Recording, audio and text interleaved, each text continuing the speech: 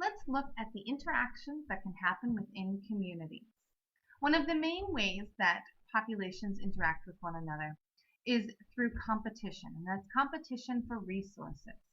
Competition is the struggle between organisms to survive in a habitat with limited resources. Those resources could include limited food, water, or shelter.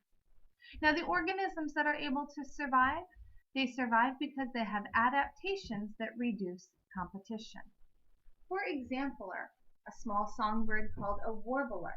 There are different types of warblers, and those different types of warblers are adapted to surviving in different parts of a spruce tree.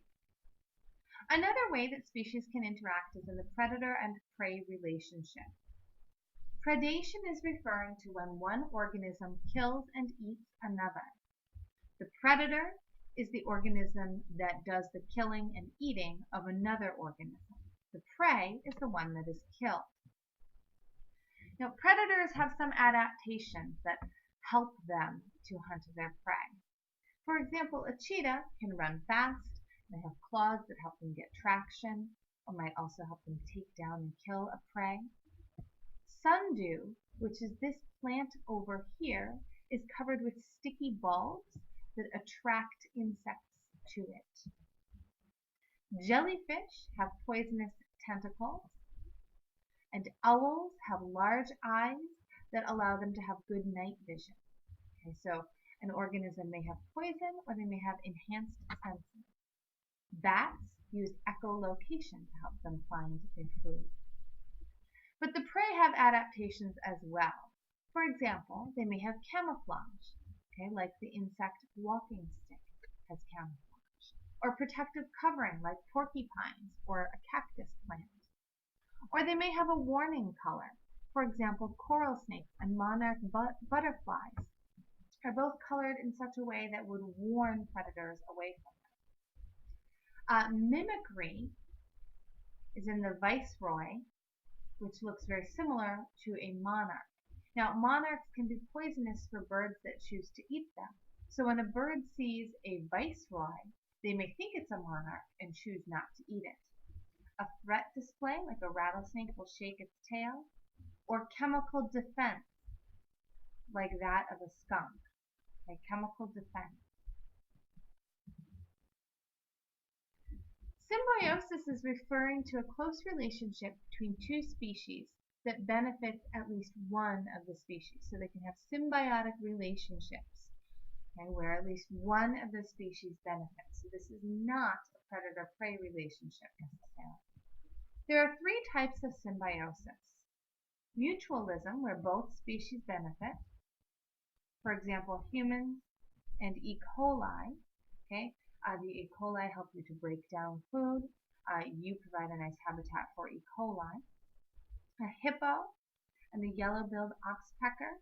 Okay, the hippo provides a safe place for the yellow-billed oxpecker to live, and the bird in turn eats parasites or insects that might bother the hippo. Termites, their bacteria helps to digest or they have bacteria in them, I should say, that help to digest cellulose. Okay, so those are examples of mutualism. Commensalism.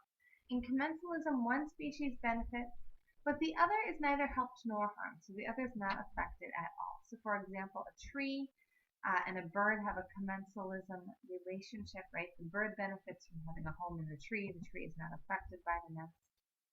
And the third type of symbiosis is parasitism, where one organism lives on or inside another. Okay? So the parasite benefits, and the host is the organism that is harmed. Okay, so ticks, for example, are a parasite, okay, and they live on a host, which might be your family dog. So see if you can classify these examples by what type of symbiosis they are. So a remora fish attaches itself to the underside of a shark without harming the shark and eats leftovers from the shark's meal. Any guesses? That's commensalism. Okay, the shark is not affected at all, but the remora fish has quite an advantage. A vampire bat drinks the blood of horses. That's an example of parasitism. Okay, the vampire bat benefits, the horse does not. And it's important to note that in parasitism, the parasite does not usually kill the host. They can severely weaken the host, they can make them sick. They don't usually kill the host because that would not help the parasite. Okay, if the host that they were relying on was dead, okay, like if ticks killed the animal that they were getting blood from, then the tick would also die. Bacteria living in a cow's stomach help them break down grass.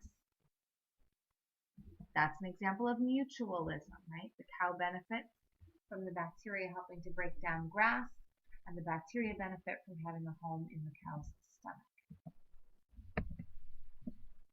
So there's your kind of a remora fish example. This right here is the remora fish. And this is a picture of a vampire bat. And there's your lovely cow.